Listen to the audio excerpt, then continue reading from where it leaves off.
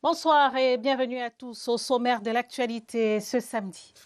Kribi Label en vitrine dans ce journal, les plages de sable blanc, les chutes de la Lobé, des paysages à la vue imprenable qui font de cette cité balnéaire une destination touristique de choix au Cameroun.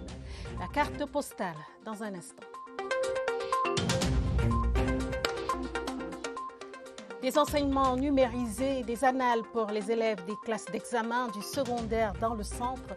Le don des sénateurs de la région était remis ce samedi aux délégués départementaux.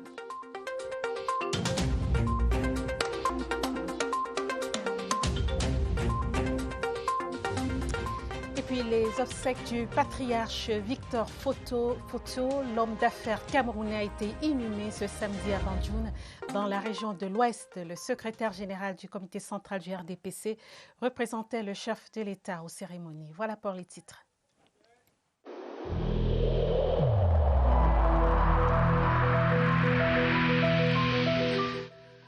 Le port du masque dans l'espace public restera obligatoire jusqu'à nouvel ordre.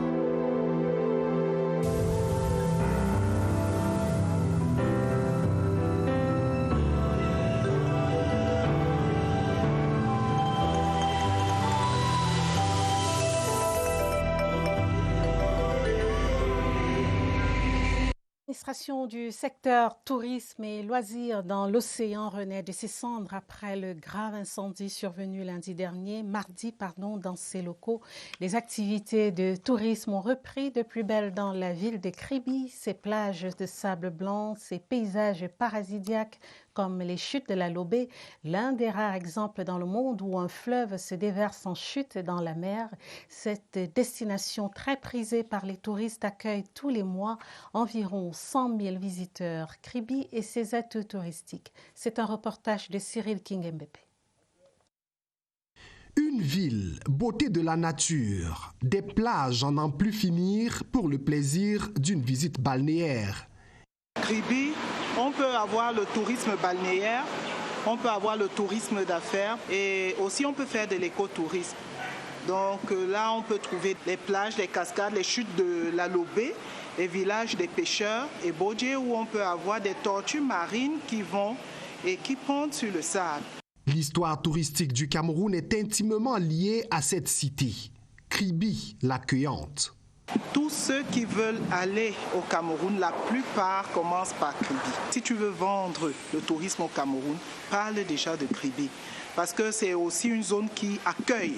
3h30 de route en partant de la capitale Yaoundé et à 2 heures de Douala, les atouts du chef-lieu du département de l'Océan ne se comptent plus. Il faut voir le nombre de personnes qui, les week-ends et au-delà, ont envie de faire corps avec la nature, de prendre tous les bienfaits de l'eau. Chaque année, on organisait à Kribi la pêche sportive qui regroupait au-delà des amateurs de la pêche, mais encore des professionnels et même des étrangers. Par millions chaque année, les touristes internes ou internationaux savourent sur cette côte camerounaise des fruits de mer variés. Si la mer est considérée là-bas comme un espace d'ouverture et d'échange, elle est aussi connue pour sa capacité de production. C'est l'un des plus gros employeurs de cette cité balnéaire. La pêche constitue la principale activité génératrice de revenus. Plusieurs autres petits métiers s'y sont greffés. La restauration, les écailleurs de poissons et autres qui permettent à de nombreuses familles de joindre les deux bouts. Le reportage de Daoud Mouliom à Kribi. La mer, source de vie et de bien-être, est un repère pour ces riverains. À Kribi, de nombreuses familles vivent de ces ressources. Dans leur diversité, chacun trouve son compte selon son savoir-faire. Nos parents, depuis nos aïeux, nous ont appris la pêche. À l'époque, on mangeait même juste le poisson avec du piment. Ça dépend du climat, la météo et la vague, l'état de la mer. On peut partir 4 fois par semaine. Les produits de la mer nourrissent, mais également génèrent des revenus lorsque commercialisés. La pluralité des débarcadères en est une preuve sur Kribi. Dans les menus des restaurants, le poisson est toujours présent. Le bangia, c'est composé du piment, du citron, des cubes, de l'eau. Le client achète son poisson, il vient, on prépare, ça dépend, il y a la braise, il y a les bandias. La fabrication et l'entretien des flottes et autres accessoires de pêche créent d'autres petits métiers. C'est que l'activité de pêche occupe de nombreux jeunes, femmes et hommes. Je répare les pirogues et je fabrique. Il y a les pirogues moyennes, grandes et plus grandes. 200 000, 300 000, 400 000. Une pirogue, c'est 2 semaines. Au-delà de ses valeurs nutritives et économiques, l'eau de mer regorge des vertus thérapeutiques. Toute chose qui renforce son charme envers des touristes toujours aussi nombreux. Cap sur Douala pour faire le constat avec vous que le quartier Bonamoussadi se positionne désormais comme le carrefour de la distribution et services pour les résidents ainsi que pour les habitants des quartiers environnants. Jadis banlieue de la capitale économique, le quartier Bonamoussadi est aujourd'hui compté parmi les éléments d'expansion de la ville. Voici le reportage de Alvin Baongazié à Douala. Situé dans l'arrondissement de Douala 5e, Bonamoussadi fait partie de la centaine de quartiers que compte la ville de Douala. Zone résidentielle, Bonamoussadi a la réputation de n'accueillir que des populations à revenus considérables. Certains les appellent ici les bobos.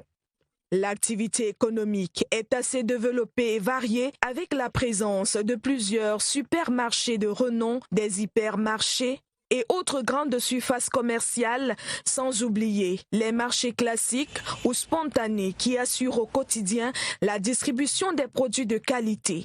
Ça fait pratiquement 5 ans que j'habite à Bonamoussadi. C'est hyper sympa d'habiter ici. Là. Il y a vraiment tout. Comme cette dame, plusieurs habitants de Bonamoussadi trouvent leur compte dans cet environnement qui offre plusieurs autres opportunités d'affaires. Et quand il s'agit de divertissement, on ne s'ennuie pas à Bonamoussadi. Pour la fluidité des affaires, le secteur bancaire est fortement implanté, tout comme la forte présence des acteurs du secteur informel. Chacun y trouve donc son compte. Bonamoussadi se présente alors comme une ville dans un quartier et c'est l'économie qui en tire le plus grand profit, même en cette période de crise sanitaire liée au Covid-19. Record historique, près de 80 millions de personnes dans le monde ont été contraintes de quitter leur foyer. C'est 2 fois plus qu'il y a 10 ans. Ce samedi 20 juin est Journée mondiale des réfugiés. Le Cameroun abrite sur son territoire plus de 400 000 réfugiés externes. Notre reporter a fait une incursion au sein de la communauté centrafricaine. Barbara Padjama a rencontré ici à Yaoundé quelques familles qui ont réussi à s'intégrer dans la société. Son reportage.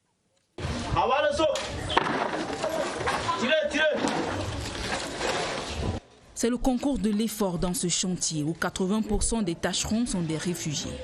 Pendant le travail, on se parle en sango, une langue qui vient de la Centrafrique. Blaise, Arnaud et Jonas sont au Cameroun depuis 17 ans déjà. Aux premières heures de la guerre civile de 2003 en Centrafrique, ces immigrés ont trouvé refuge ici à Ngousso. Ici à Cameroun, il y a la paix bien. On n'a pas de problème. On est venu, on a creusé, on a défriché, tout. Voilà notre travaux ici. Avec leur famille, ces manœuvres tentent de se reconstruire une vie normale dans la main tendue camerounaise. Donner la place, que mettez le champ, vous avez trouvé la nourriture dedans pour manger. Parfois les gens viennent me donner même 100 francs comme ça là, donc ça m'aide un peu. On les croise un peu partout dans la vie active du pays d'accueil. Femmes de ménage, commerçants, agents de sécurité, ouvriers, conducteurs de moto, agriculteurs, les réfugiés ont trouvé une terre d'accueil où on ne sème pas la zizanie. Les étrangers, on les considère comme nos frères camerounais. Nous vivons tous ensemble, on fait tout ensemble, on mange ensemble, on boit ensemble. Je crois qu'il y a les petites anomalies avec ces réfugiés. On ne peut que se supporter. Ces gens nous rapportent un peu beaucoup de petites techniques. Ça nous aide beaucoup. Quand ils ne sont pas dans les camps, comme à l'extrême nord, le nord ou à l'est, ils provoquent une réplique de ces foyers pour se retrouver et se raconter. Lutte contre les discours de haine, le système des Nations Unies et le gouvernement camerounais s'accordent sur le plan national. C'était hier vendredi au cours de l'audience qu'a accordé le ministre de la Communication René Emmanuel Sadi à la coordinatrice des Nations Unies au Cameroun. Allegra Maria Baoshi revient sur le contenu de ces échanges. C'est dans cet extrait. Le secrétaire général des Nations Unies a lancé un plan sur le discours de la haine l'année passée. Et donc ici au Cameroun, le système des Nations Unies s'est mis ensemble pour développer un plan national. Et donc aujourd'hui, on a présenté le plan national au ministre de la Communication pour demander son avis et son soutien. Et donc on s'est mis d'accord aussi de travailler ensemble et de créer un comité de pilotage pour porter ces actions, mener ces actions conjointement. Donc c'est des actions qui visent à monitorer les messages, monitorer et mieux comprendre le message de la haine, d'où ça vient, de la part de qui, et les impacts et les conséquences. Mais il y a aussi un volet d'éducation. Donc on a échangé sur l'importance de commencer à cette éducation au civisme avec les enfants. Donc de commencer vraiment avec les tout petits pour construire des citoyens du Cameroun. 3 officiers et un sous-officier de l'armée française ont reçu à titre exceptionnel des distinctions honorifiques, récompenses pour l'énorme travail abattu dans le sens du renforcement de la coopération militaire entre la France et le Cameroun. C'était hier vendredi au cours d'une cérémonie solennelle présidée par le ministre délégué à la présidence chargé de la Défense, Joseph Petit-Assomo, qui avait à ses côtés l'ambassadeur de France au Cameroun, Christophe Guilou. Les détails avec Pierre Evembe. Le ministère de la Défense défend la coopération militaire bilatérale avec la France. Un partenaire stratégique qui accompagne depuis le berceau les valeureuses et professionnelles forces de défense et de sécurité camerounaises. Un partenariat qui se bonifie avec le temps et qui a été honoré par le chef de l'État Paul Biya, chef des forces armées, grand maître des ordres nationaux, à travers les distinctions à titre exceptionnel de 3 officiers et un sous-officier arrivés en fin de séjour au Cameroun.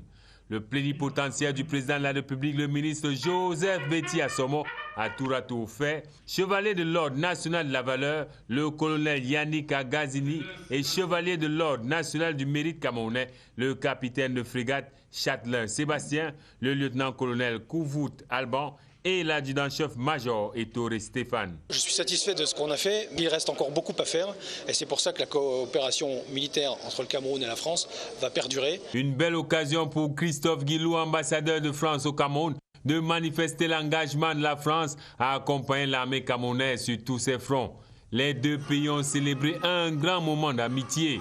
Cette cérémonie est une occasion d'exaltation et de réaffirmation de la force des liens anciens et solides qui unissent le Cameroun et la France dans le domaine de la défense notamment. La France et le Cameroun, 2 États liés par les mêmes combats, notamment le terrorisme et la barbarie.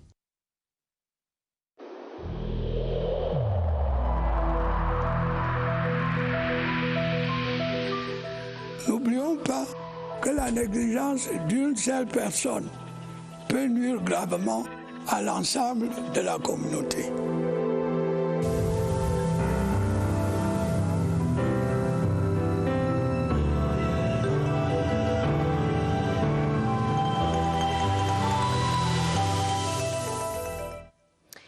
Ouvrons à présent la page consacrée au Covid-19. Les élèves des classes de première et de terminale de la région du Centre peuvent désormais accéder à leurs leçons à partir des supports USB et autres CD. Cette numérisation des cours ainsi que la production des annales sont l'œuvre des responsables en charge de l'éducation avec le concours des sénateurs de la région. Ces documents étaient remis ce samedi aux délégués départementaux et secrétaires à l'éducation des enseignements secondaires. Mathieu Kemgo. Ces annales des classes de 3e, première et terminale renferment l'essentiel des enseignements pouvant garantir le succès des candidats aux évaluations certificatives, produits à l'initiative d'une ONG tenue par un Camerounais de la diaspora. Nous avons voulu aller chercher quelque chose que personne ne fait et qui permettra d'être utile parce que c'est des outils pour préparer les examens. Ces ressources pédagogiques, très attendues par ces temps dominés par la lutte contre le Covid-19, ont été produites sous la supervision de la délégation régionale des enseignements secondaires du centre. Nous avons approché ici l'implication de tous et bien évidemment l'implication de deux partenaires décisifs, à savoir l'ONG Pichenet et l'ensemble des sénateurs de la région du Centre. Sollicités, les sénateurs du Centre n'ont pas hésité à apporter leur appui financier pour la matérialisation de ce projet. C'est notre souci que nos jeunes enfants soient bien formés pendant cette période de la pandémie de Covid-19. Cette intervention des sénateurs du Centre n'est pas la première dans le domaine de l'éducation au moment où le Cameroun fait face au Covid-19. Nous avons voulu encourager nos enfants, les enfants de la région, donc nos enfants aussi, à renforcer leurs capacités. Le grand message que nous transmettons aux bénéficiaires, c'est de faire bon usage de ces documents très importants que nous leur offrons. C'est donc rassurer que les délégués départementaux et secrétaires à l'éducation des enseignements secondaires du Centre ont reçu leur dotation, nourrissant l'espoir que ces documents permettront à leurs élèves, surtout ceux ne pouvant avoir accès au téléenseignement, de rester parmi les meilleurs du Cameroun.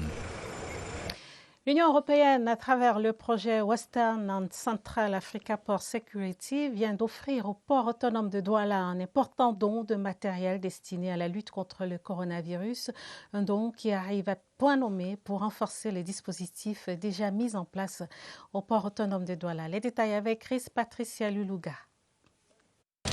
La survenue de la pandémie à coronavirus est venue s'ajouter au terrorisme et à la piraterie en ce qui concerne la sécurité maritime et portuaire. D'urgence sanitaire et économique, l'Union européenne, à travers le projet Western and Central Africa Port Security, WCAPS, apporte son soutien au port autonome de Douala. Ce don qui concerne donc les ports de l'Afrique de l'Ouest et de l'Afrique centrale en termes de sécurité et de sûreté, compte tenu donc du contexte lié au Covid-19 qui est apparu en cours d'année. Du coup, une partie des fonds s'est réorientée sur des donations de matériel pour différents ports du continent. Sur le Cameroun, il y a eu un don de matériel, de kits, de différents équipements de protection, des consommables tels des savons, des équipements. Ce don permettra de protéger du virus le personnel du port autonome de Douala. Le don non seulement protégera le personnel, les primo-intervenants de ce port, protégera également ceux qui seront en contact avec ce personnel. La vigilance reste le mot d'ordre au port autonome de Douala. Les lycées techniques et classiques de Messamena sont parés pour combattre le coronavirus. Ils ont reçu hier vendredi des kits de protection constitués de masques, de cartons de savon, de thermoflash, ainsi qu'une installation électrique à énergie solaire. Le don du CRADEM, le Cercle de réflexion et d'action pour le développement de Messamena, vient renforcer les mesures de riposte contre ce virus invisible des temps présents. Alvin Gizelzé. Des ténèbres à la lumière, le personnel du lycée technique de Messamena exulte. Il peut désormais être connecté au monde. Cette installation électrique, au dire des responsables, permettra de réaliser des économies d'environ 3 millions par année scolaire. Aujourd'hui, nous avons à 100% les travaux pratiques réalisés. Nous avons également nos rapports, les pièces périodiques et autres que nous pouvons envoyer à temps. C'est pour nous une aubaine. C'est un don salvateur pour notre établissement. La jeunesse scolaire de Messamena était au cœur de cette autre action d'éclat du CRADEM, le cercle de réflexion et d'action pour le développement de Messamena. Nous sommes conscients des risques qui sont les leurs et nous prenons donc toutes les dispositions nécessaires pour que ces enfants viennent à l'école dans des conditions optimales de sécurité. Ensuite, nous savons que dans un lycée technique qui doit former des entrepreneurs, il était bon que nous venions leur donner une infrastructure qui permette justement que la théorie qu'ils acquièrent ici puisse être couplée à la pratique. Des kits anti-Covid remis aux encadrants des lycées techniques et classiques afin de jouir d'une santé de fer en cette période où le coronavirus sème la désolation dans le monde. Les interventions immatérielles et ponctuelles du CRADEM sont légion. L'émergence des fils et filles de Messamena et le développement de cette localité sous-tendent toutes ces actions. Près de 9000 masques de protection, des t-shirts et autocollants portant des messages de sensibilisation distribués à Yaoundé dans les lieux à forte concentration humaine. C'était dans le cadre d'une vaste campagne de sensibilisation qui vient de s'achever. La caravane était conduite par la direction de la protection civile du ministère de l'administration territoriale. Emmanuel Bicon de CRTV Centre. Partout où les équipes de la direction de la protection civile sont passées, que ce soit au marché de Mokolo, point de lancement de cette campagne de sensibilisation, ou au marché de Mendong, point de chute, le cérémonial a été le même. À leur arrivée, bref échange avec les responsables des différents marchés, suivi d'une causerie éducative avec les commerçants et enfin la remise des équipements de protection contre le Covid-19. On a retenu que l'argent peut aussi nous donner la maladie. Donc il faut toujours laver les mains à chaque fois. Nous avons reçu des masques. On va essayer de faire le travail qui est le nôtre, c'est-à-dire rapprocher les masques, n'est-ce pas, de ceux qui sont les plus exposés. Pendant 4 jours, près de 9000 masques et 300 t-shirts ont été distribués dans les marchés de la capitale. Nous avions donc avec nous des masques, des t-shirts avec des images de comment porter correctement son masque. Nous avons des autocollants que nous avons mis partout. Par cet autre acte citoyen, les pouvoirs publics entendent rendre plus opérationnelle la lutte contre le Covid-19. 20h50, la pandémie du coronavirus au Cameroun telle qu'elle a évolué ces dernières 24 heures. On enregistre 68 nouvelles guérisons et un décès. Le nombre de nouvelles contaminations demeure élevé ce soir encore avec 329 cas positifs supplémentaires. Dites-vous, Évariste Yenga, votre invité, vous êtes au centre des opérations des urgences de santé publique à Yaoundé. Bonsoir, Évariste.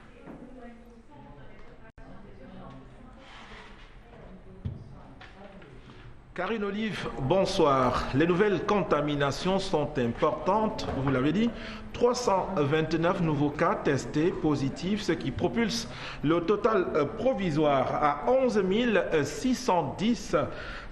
Les guérisons ne sont pas moins importantes. Il y a eu tout de même 68 nouvelles personnes guéries, ce qui fixe le cumul provisoire à 7 702. L'unique décès de ce soir porte le total des pertes en vie humaine à 301. Il y a eu un autre chiffre important, c'est celui du nombre de personnes prélevées et dont les examens sont en laboratoire. Certains, pour ceux qui ont effectué les tests rapides, ont reçu immédiatement leurs résultats. C'est 3686 tests qui ont été effectués au cours des dernières 24 heures. Le docteur Ngotonien Marie, que je reçois ce soir, nous parlera de la prudence du personnel médical après une première contamination. Bonsoir docteur. Bonsoir monsieur Yenga. Vous êtes médecin, spécialiste officier de santé et de sécurité. Dites-nous comment un médecin, un infirmier ou tout autre soignant fait pour éviter une nouvelle contamination. Pour éviter une nouvelle contamination, c'est fonction du lieu de travail. Lorsque nous travaillons dans les bureaux, les administrations, exemple ceux qui sont ici au niveau du centre de coordination des opérations des urgences, il suffit de renforcer le respect des mesures barrières édictées par le gouvernement et par l'OMS. Ceux qui travaillent au niveau des postes de prélèvement, exemple ceux qui sont au niveau du palais du sport, à cet endroit-là, on renforce les mesures barrières, certes, mais on oblige ces personnes à utiliser le port systématique adéquat des équipements de protection individuelle. Il y a la décontamination après chaque prélèvement d'un patient et puis la décontamination en fin de journée de tout le site de prélèvement. Pour ceux qui travaillent au niveau des sites d'isolement dans les hôpitaux, exemple hôpital central, hôpital général, à cet endroit, il y a un briefing quotidien sur le renforcement des mesures barrières. Il y a le respect du circuit du personnel, parce que le personnel a son circuit et les malades ont leur circuit. Et il y a la décontamination après l'administration d'un soin aux patients. C'est comme ça que c'est toutes ces mesures que nous renforçons pour éviter que le personnel se récontamine. Ah oui, c'est-à-dire qu'en fait, le protocole est le même qu'au départ, avant la première contamination. Oui, mais lorsqu'on tient compte du volume de travail, un travail qui s'effectue en non-stop, c'est en continu, On se dit que le personnel peut accuser de la fatigue. À un moment donné, il peut être exposé du fait de cette fatigue à quelques contaminations. Comment on fait dans ces circonstances-là d'en arriver à une contamination? Notre organisation interne de travail permet d'éviter ce problème. Parce que dans chaque section, dans chaque office, il y a les plannings de roulement. Et ces plannings de roulement doivent être observés. Ces plannings de roulement attribuent à chaque personnel des heures de repos par jour et des jours de repos par semaine. Ça permet d'éviter l'épuisement du personnel et d'avoir des meilleurs résultats. Il est donc question de respecter ce planning de roulement. Oui. Le système de relève, en fait. Voilà, Carline, Olive, l'essentiel des nouvelles qu'on avait apportées à votre connaissance ce soir dans le cadre de la stratégie de riposte contre la maladie à coronavirus. À vous le plateau. Merci beaucoup, Évariste. Merci également à votre invité, Dr Marie Ngotonye, officier de santé et de sécurité. On retrouve 329 nouvelles contaminations en ces dernières 24 heures, un décès et puis 68 nouvelles guérisons. Cérémonie officielle de rétrocession des 100 logements sociaux de Ngaoundéré. 3 entités publiques ont reçu les clés des nouveaux bâtiments flambant neufs. La communauté urbaine de Ngaoundéré, la délégation régionale de la santé publique, ainsi que la délégation régionale de l'éducation de base. Le gouverneur de la région de la Damawa, Kildadi Tagieke Bouka, recommande aux bénéficiaires d'en faire bon usage. Au reportage de Daniel Belinga Ngene, en Ngaoundéré. Le gouverneur de la région de la Damawa, Kildadi Tagieke Bouka, a procédé à la remise solennelle des clés de l'école maternelle et primaire publique bilingue, du centre de santé, du site de 100 logements sociaux. Un édifice architectural qui surplombe la ville. Ceci avec 5 immeubles R+2 de 30 appartements, 5 immeubles T3 de 30 appartements. 12 appartements isolés, 14 villas jumelées de 28 appartements, un centre commercial, un centre de santé, un local incinérateur et une école maternelle et primaire publique bilingue. Eh bien, je suis un délégué régional heureux. Ça va, n'est-ce pas, accroître la qualité de l'offre à l'éducation. Des logements sociaux de Ngaoundéré, un précieux don du chef de l'État, son Excellence Paul Biya. Il n'y a pas meilleur moyen que de mettre à leur disposition ces différentes structures pour relever leur niveau de vie, relever leur niveau d'éducation, relever leur niveau de santé. De ces logements sociaux, 3 épineux problèmes seront retirés du dos de la ville de Ngaoundéré, à savoir se loger facilement, une nouvelle école de Grand Takabi et un centre de santé intégré. La coopération Cameroun-Europe en marche dans la région du Nord. L'Union européenne, par l'entremise du Fonds spécial d'équipement et d'intervention intercommunale, Agence régionale du Nord, vient de remettre à Garoua du matériel roulant et informatique aux communes de Touboro, Madingring et Bachéo. C'est dans le cadre du programme de développement économique et social des villes secondaires exposées à des facteurs d'instabilité. Le don a été remis aux bénéficiaires par le gouverneur de la région en présence de la représentante du directeur général du FECOM. La correspondance de Ousmane Oussanda de CRTV Nord. Le programme de développement économique et social des villes secondaires exposé à des facteurs d'instabilité financé par l'Union européenne à hauteur de 13 milliards 100 millions de francs CFA vise à renforcer la capacité des villes secondaires à faire face aux crises et à promouvoir le développement socio-économique communal. Dans sa phase pilote, à la demande des communes concernées, le PRODEF a entrepris la construction et la réhabilitation des infrastructures scolaires dans les collectivités de Touboro, Madingring et Bachéo. Les motos tout-terrain permettront de résoudre les problèmes rencontrés sur le terrain dans l'exécution des projets.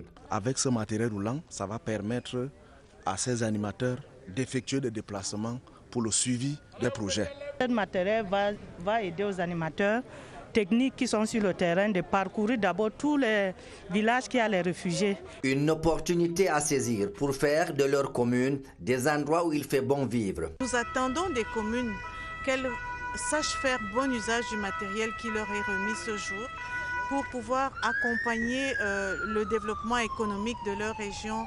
Dans la même veine, le gouverneur Jean Abatédi, en remettant le don, a recommandé aux bénéficiaires de monter des projets matures et adaptés à la volonté des populations pour davantage bénéficier des financements du programme PRODES qui s'achève en 2024. Fin de calvaire pour les populations de Makabaye dans l'extrême nord du Cameroun qui roulent désormais sur la voie du développement. Le tronçon qui relie cette localité au centre-ville de Maroua vient d'être réhabilité par la mairie de la ville en partenariat avec des entreprises citoyennes. Une route pleine d'opportunités qui va contribuer à l'amélioration des conditions de vie des populations. Plus de précisions avec Job Nganadako de CRTV Extrême Nord. C'est la fin d'une longue attente, la réalisation d'un rêve de près de 2 décennies pour les populations de Makabaye. Un boulevard de développement qui s'offre à cette localité, autrefois coupée du reste de la ville de Maroua. En saison pluvieuse, il n'y avait que la seule route qui reliait donc la population de Makabaye au reste de la ville de Maroua. Mais aujourd'hui, grâce à l'action de M. le maire, la population de Maroua s'estime heureuse. Une concrétisation d'un projet à mettre à l'actif de la mairie de la ville de Maroua en collaboration avec des entreprises et citoyennes. Un argument de plus pour impulser une nouvelle dynamique au processus de développement de la cité capitale de l'extrême nord. Réhabiliter ce tronçon-là pour permettre à ces populations qui sont quand même à plus de 15 000 âmes de rejoindre le centre-ville et de vaquer régulièrement à leurs occupations parce que depuis 18 ans, au moins, ces populations en saison de pluie rencontrent d'énormes difficultés. Au moment où la saison des pluies commence dans l'extrême nord, cette route vient dissiper les inquiétudes des populations de Makabaye qui sont appelées à profiter sans modération de toutes les opportunités que leur offre désormais ce tronçon. Dans la suite du journal, les assises du bureau régional de l'UNESCO pour l'Afrique centrale, c'est par visioconférence que le ministre des Arts et de la Culture a pris part aux échanges. Dans son intervention de circonstance, Bidon Pat a dévoilé la stratégie gouvernementale mise en œuvre pour soutenir le sous-secteur art et culture en proie aux effets sanitaires du coronavirus. Écoutons cet extrait sélectionné par Christelle Fouda. Le présent webinaire nous donne l'opportunité de mener une réflexion sur la résilience des artistes et acteurs culturels de la sous-région Afrique centrale. Le chef de l'État, son Excellence Paul Biya, président de la République, a fait de la lutte contre les crises sécuritaires, économiques, sanitaires qu'est la Covid-19 des causes nationales. Le gouvernement, à travers le ministère des Arts et de la Culture, est engagé à restructurer le mouvement artistique et culturel national. Après un dialogue inclusif, constructif et franc avec les artistes, nous avons procédé à la signature d'un ensemble de textes facilitant la perception et la répartition des redevances des droits d'auteur. Au-delà de ces mesures, nous avons sensibilisé les 24 pôles artistiques et culturels organisés par discipline à s'investir dans les activités innovantes adaptées au contexte. En bref, l'actualité en perspective, célébration demain dimanche de la fête de la musique. La chanteuse Catino donnera un concert live sur Facebook. Elle sera accompagnée d'autres chanteurs tels que Messi Ambroise, Angé Bogoué-Méran, Ama Pierrot, Takam2, Melby, Até Bazor et bien d'autres artistes camerounais. E-Live Vétéran, ce sera de 14h à 17h sur Facebook demain dimanche. Nécrologie dans la suite du journal. Victor Foto a été inhumé ce samedi dans le caveau familial en sa résidence à Bouo-Banjoun dans la région de l'Ouest. La messe pontificale était conduite par un collège d'évêques dirigé par Monseigneur Abraham Komé, président de la conférence épiscopale nationale. Le chef de l'État était représenté à ses obsèques par Jean Cueté, le secrétaire général du comité central du RDPC. André Aristide et Combat, CRTV Ouest. Il y avait du beau monde à la messe pontificale célébrée à la chapelle Notre-Dame des Victoires, Sainte-Thérèse, construite par Photo Victor. En bonne place, les membres du gouvernement, le gouverneur Awa Fonka Augustine et le représentant personnel du chef de l'État. Jean Coueté a posé la gerbe du couple présidentiel devant le cercueil du défunt. L'illustre disparu a été élevé au grade de commandeur du mérite agricole à titre posthume. Le rite de la lumière a précédé la liturgie de la parole et l'évangile tiré de Luc 24:13. Les multiples apparitions de Jésus-Christ après sa mort ont constitué le socle de la prédication. La messe d'inhumation a été clôturée par des témoignages. Tour à tour, le préfet Donatien Oum, pour le message de condoléances du président de la République, les beaux-fils, les enfants et les parents ont tous magnifié l'œuvre du disparu. Sa fille, Laure Toukampotso, a révélé que Photo Victor a été enterré avec son téléphone portable, une de ses dernières volontés. Le patriarche conduit à sa dernière demeure les honneurs militaires dus à son rang. À noter ce rendez-vous sur votre petit écran. Après ce journal, hommage spécial du directeur général de la CRTV au patriarche Photo Victor, ancien maire de Pété Banjoun, opérateur économique et bâtisseur de stature exceptionnelle. Les témoignages de Charles Ndongo vous est servi à travers une narration de Paul Ngounou dans un documentaire que nous vous recommandons fortement. C'est tout à l'heure après ce journal. Françoise Mbango, les vocations de ce grand nom du sport camerounais riment avec performance. Les activités marquant la commémoration du 126e anniversaire du Comité international olympique donnent l'occasion à la double médaille d'or olympique du triple saut de partager son expérience et de communiquer sur les valeurs du sport en cette période de confinement. Germain Noalesengui. C'est cette dame qui détient jusqu'à ce jour le record olympique du triple saut féminin. Et elle est bien camerounaise. Dans ses jambes, un bond de 15,39 m réalisé il y a 12 ans à Beijing. Françoise Mbango, as de la technique, du courage et de l'abnégation, est bien placée pour conseiller les athlètes en ce temps de vacances forcées. S'entretenir, se maintenir, déjà en faisant peut-être des activités de gainage à la domicile, à la maison, ils comprendront mon technique, et se maintenir aussi par le cardio en faisant des footings à l'extérieur, mais tout seul. Pour la double médaille d'or, la recherche de la performance ne doit pas tuer les valeurs d'amitié et de fraternité. Nous sommes des concurrentes sur la piste, mais nous ne sommes pas les adversaires dans la vie. Il y a même déjà beaucoup de respect mutuel parmi les concurrents directs. Afin de perpétrer la devise olympique, les principes d'excellence doivent être cultivés. La détermination, le dépassement de soi, le respect des règles, le respect des uns des autres. Et il y a les valeurs telles que l'acceptation, parce qu'on ne gagne pas toujours, mais il faut accepter que l'autre a été meilleur. Mais l'avènement du sport business oblige de nos jours nos sportifs à se réadapter. Au-delà de la quête du résultat, le sport sera toujours gouverné par le désir de se faire plaisir. Et vous l'avez dit, Germain Noalesengui. Fin de ce journal préparé avec la collaboration de Joël Igor Rabanda et Mirabel Tala. Prochain rendez-vous avec l'information sur la CRTV à minuit. Vous serez en compagnie de Gilbert Tonguené et Georges Marcel Messila. Très bonne soirée à tous. À demain à 20h30. Prenez soin de vous.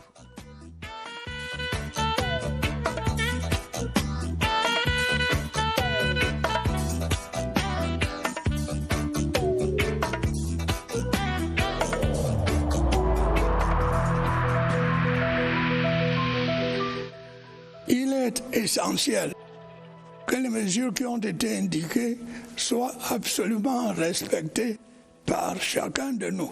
Lavez-vous régulièrement les mains à l'eau et au savon ou à l'aide d'un gel hydroalcoolique. Restez à au moins 1 mètre de distance des autres personnes, surtout si elles toussent, éternuent ou ont de la fièvre. Si vous avez de la fièvre, de la toux ou des difficultés à respirer, consultez un médecin.